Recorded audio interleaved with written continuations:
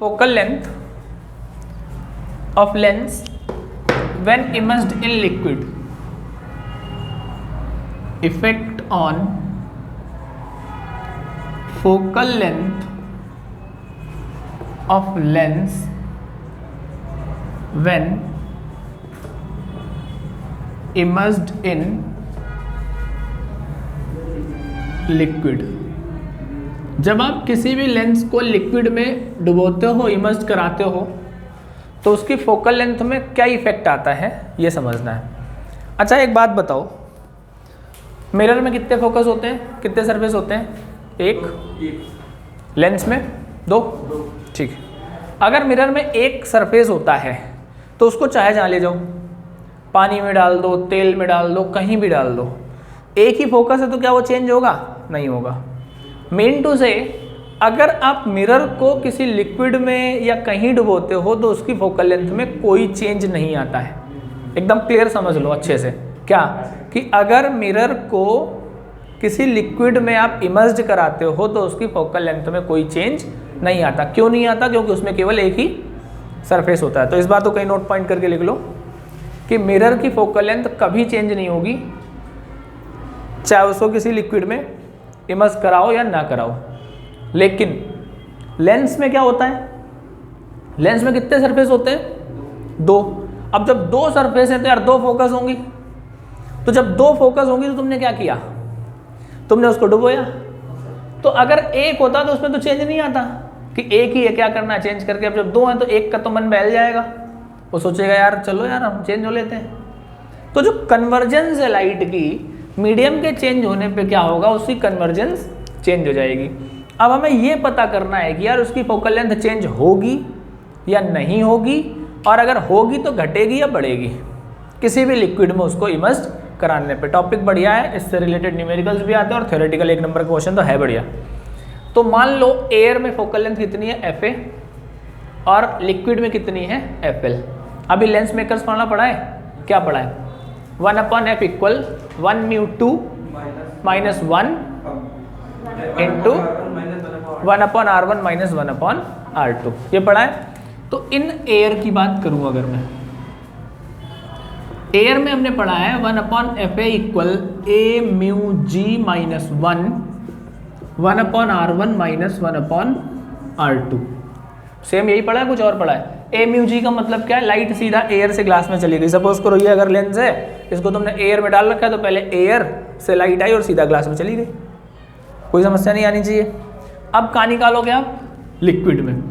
जब तुम लेंस को कहाँ ले गए? लिक्विड में ले गए, तो 1/fl इक्वल ये क्या आना चाहिए?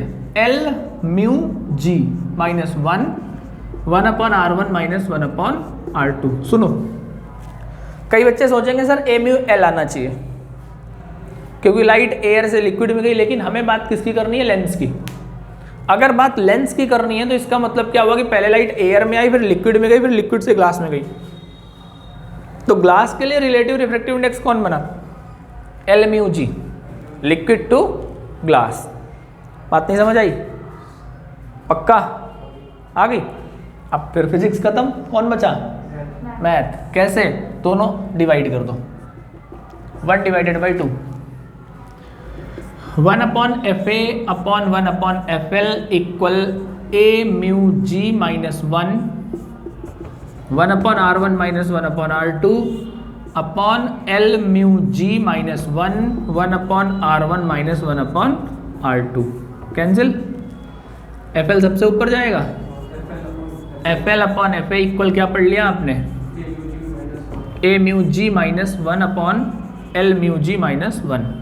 अच्छा एक बात बताओ, a/μg बड़ा है या l/μg? कौन बड़ा होगा? अच्छा वो कह रहे हैं l/μg, और कोई बताओ? अरे यार कैसे पढ़ रहे हो? l/μg इक्वल फार्मूला क्या बनना चाहिए? a/μg upon a/μl। अरे 1μ2 μ2 अपॉन μ1 होता है ना, तो a/μg इक्वल क्या आ गया? l/μg इंटू a/μl आया नहीं आया? अब कौन बड़ा है? ये दो मिल के एक के बराबर जा रहे हैं, तो साफ साफ दिख रहा है a/μg बड़ा है, l/μg छोटा है।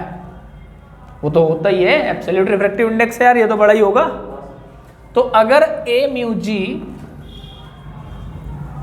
-1 l म्यू जी -1 से बड़ा है तो a mu G -1 upon l mu G -1 1 से बड़ा होगा।